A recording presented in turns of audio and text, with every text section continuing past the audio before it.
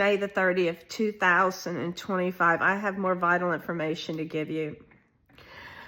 After I was invited to a writer's conference, and this person appeared my first month in Cyberworld called The Dark Knight. That's probably linked to Alex Seco. He was the only government person around us. He was Jenna Bush's bodyguard that lived on my husband's street, who was Bob's ex-wife's best friend after she divorced him and left town. And then she came back to stay there.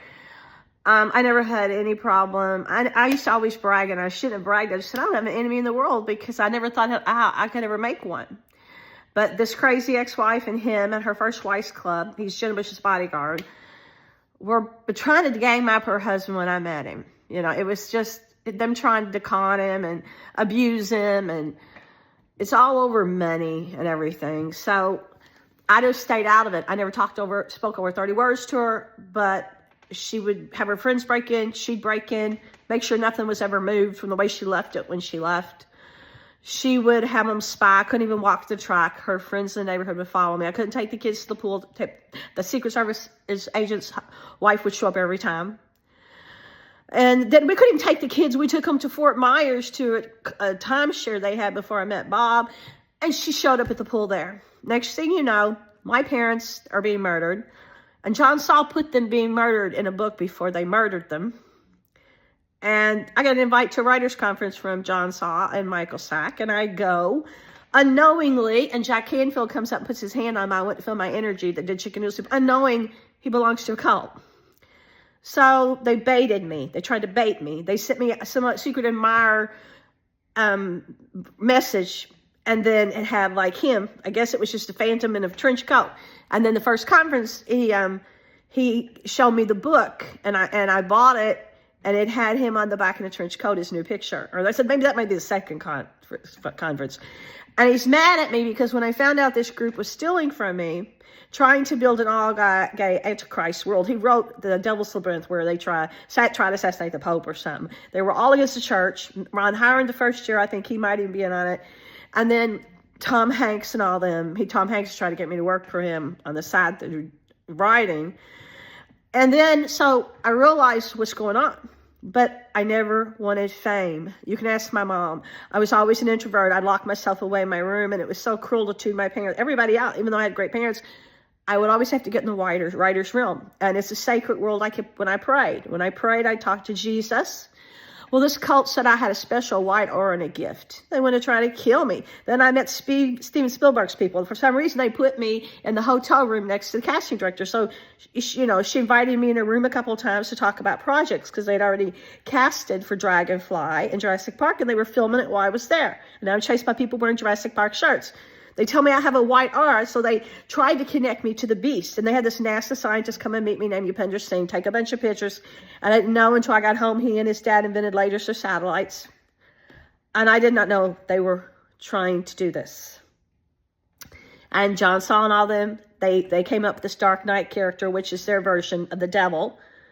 And it's actually a real entity I photograph here. I don't know if it's George Clooney. I don't know if it's an alien. But you've seen the bat ears on the trees.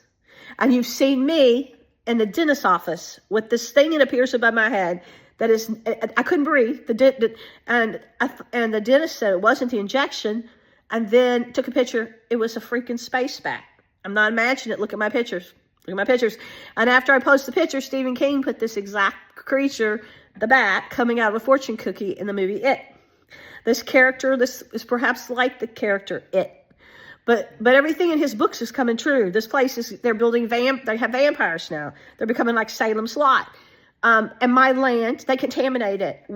I lived here and I had every animal imaginable. We had chickens, goats, we had hybrids, we had 2 monkeys, we had everything. And my husband spent over $200,000 building habitats and feeding nature. Then the locals came to film people, Alex Seco's friends who want to kill us, Bob's offspring, 7th Division Special Forces. That whole group's killed 5 family members. They coiled themselves around me. And then next thing you know, my animals start dying. And then all the raccoons that were here, I had them all so tame I could pet them all.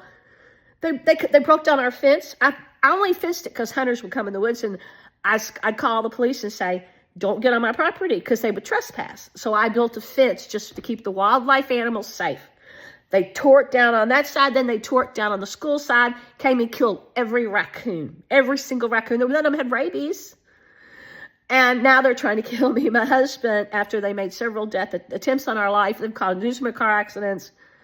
And it's just a miracle, I swear to God. But, you know, I was always an introvert. I never wanted fame. I never wanted my privacy violated. They exploited me. They put hidden cameras here. They filmed me nude and said they put it at Asian porn sites. I got where I could never make love to my husband anymore. They did not want me to make love to my husband. When I was 30, they made me stop making love to my husband. They tore my spine and they kept tearing it. 3 places, 2 summers I couldn't walk. They paralyzed my dad at Bingo, and then they put Go Bingo in Inglourious Basterds. They broke his spine at Bingo and then put that in the movie to laugh at him. And they also killed my Aunt Barbara. They killed my Aunt Betty. They killed my cousin Eric. Alex Asico's in on that. Bob's Offspring and the government. And who else? They left hats. They left things in my dad's house. FBI interrogation room, Washington, FBI on the hat. Interrogation room shirts.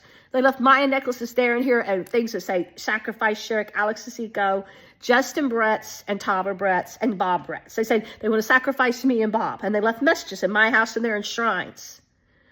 And they leave things that symbolize Obama, like an Abe Lincoln Vampire Hunter, and then they leave Dark Knight stuff. And Disney. They Disney. John Saul tried to put me on a kill list, I believe, and Disney. In a snow globe. He did the thing called the Christmas globe. And they left John Saul's face and his partner, Michael Sack. They're both friends. I called him before and I said, Michael, why are you stealing my work? Why y'all doing all this? He said, don't take it serious, Sherry. It's just business. But they put me in Manhattan Club as Sherry, where 2 gay guys fight over me and one of them kills me and the other one wears my breast. John Saul then put it in Manhattan Club. The first conference he talked about Blackstone Chronicles in the Manhattan Club. And, you know, I'm outnumbered here. Evil.